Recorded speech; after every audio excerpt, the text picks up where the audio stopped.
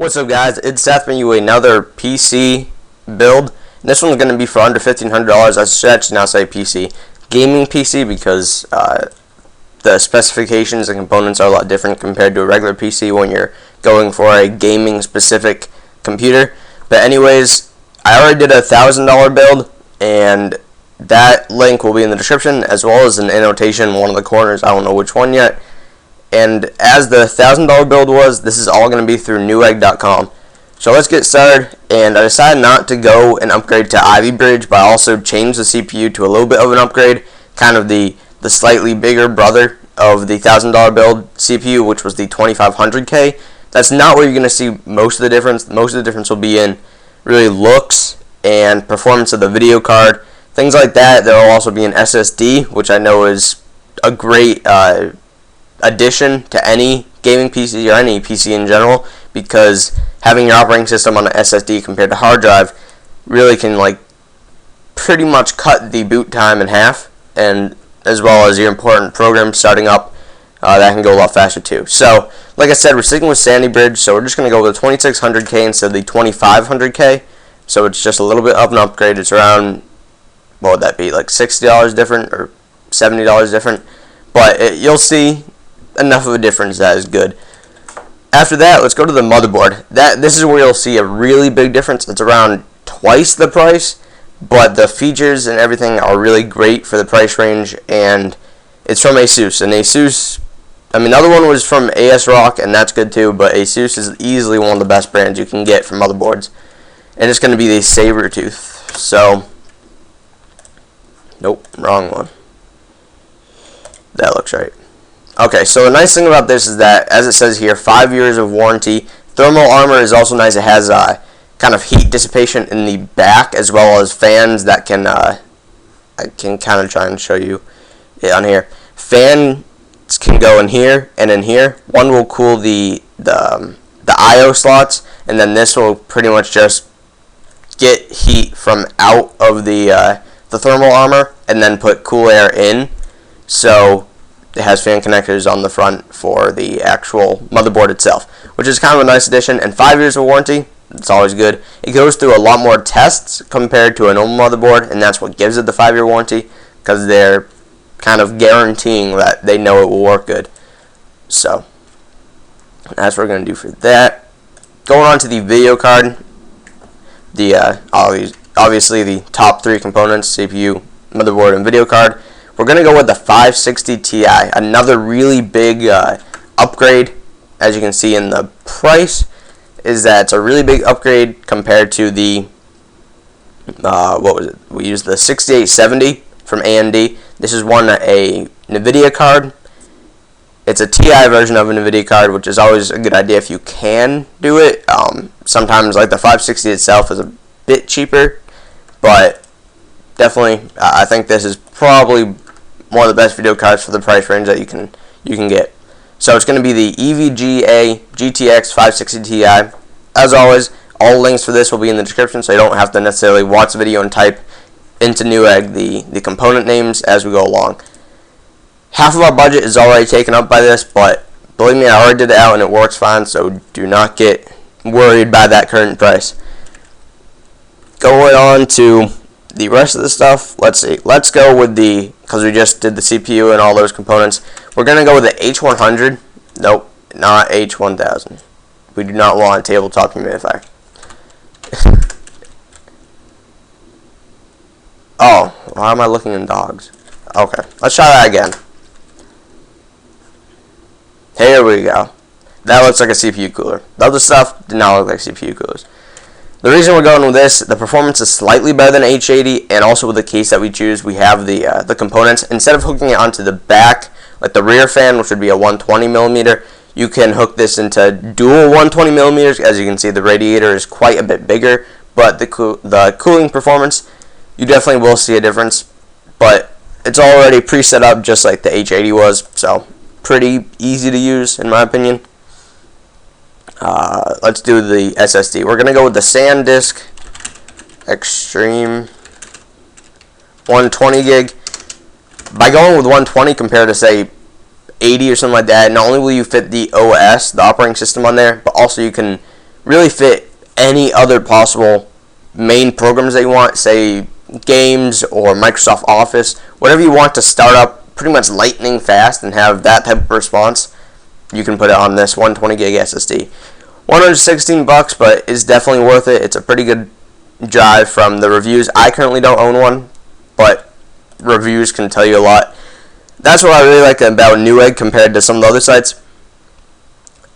For the majority of components, reviews are abundant, and that's a really nice thing when you're choosing which components to get, because now you can go into a store and try it out like you would with a pre-built PC, but when you're choosing your own components, there's no way to really test it yourself unless you happen to be a product reviewer, and in that case you probably know enough about these products to not have to look at reviews as much.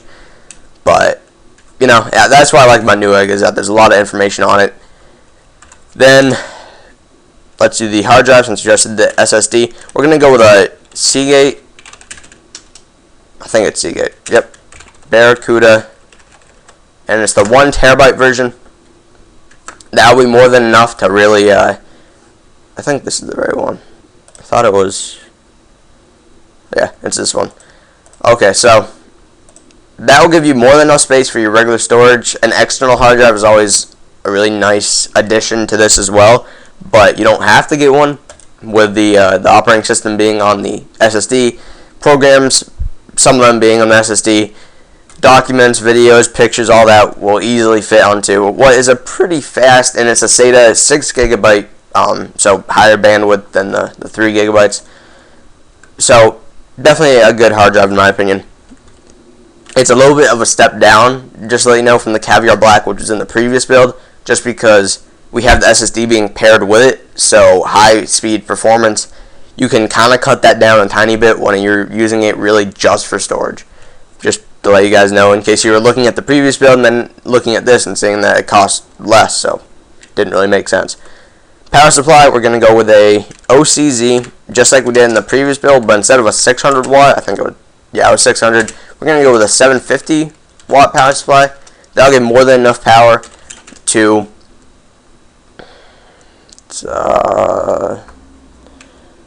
this one.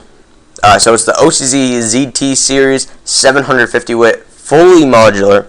Unlike with the previous stuff, the previous build, it was a semi-modular, even though they said fully modular. It's not, because the 24-pin CPU, the 24-pin motherboard and the supplemental CPU power units were already hooked in. You could not take them out of this power supply. Unlike with that one, try and get a picture of the back. No pictures of the back. There we go. So as you can see, 24 pin right there.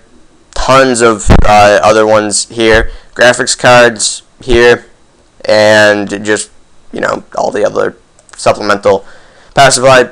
I don't know what that was. Okay. So anyways, that one, probably one of the best for this build, because we're running a higher performance video card as well as higher performance CPU. So, you know, don't want to say go with a 500 watt power supply. That's not going to work. 600 watt, you'll be cutting it close and it won't last as long because it's going to be constantly running at full speed. So 750 watt gives you, you know, kind of that little bit of room to work with, no matter what load is being put on the stuff, especially with the video card and things like that. RAM, I almost forgot about RAM. We're going to go for a step up. Honestly, you do not need more than 600. That would be a lot of RAM. 16 gigabytes of RAM. This is going to be Corsair Vengeance RAM. And 32, yeah, you can get it if you need it, but honestly, I never can figure out why you would need 32 unless you are doing tons and tons of video encoding and like multiple videos at a time and video editing, things like that, that most gamers aren't doing tons of. So I really just don't see a reason to go and spend more for that. Oh, almost forgot about the case. One of the most exciting parts of this build is the case, because it looks awesome, simply, and the cooling in it is simply awesome too. It's a Oh, sorry, I spelled it wrong. But this is the one, the Antec DF85. It's steel and plastic, but you'll find that in most cases. And it's a full tower. Tons and tons of room in this case. As you can see, it looks humongous. Nice feature about this, you got a really big, I think looks like a 140. Let me check and see if it's 140. Rear. No, but there are dual 120 millimeter rear fans in this case, which is absolutely awesome. And then you have a total of 3 120 millimeter fans in the front, all with red LED, so it looks awesome, but the cooling performance is going to be great as well.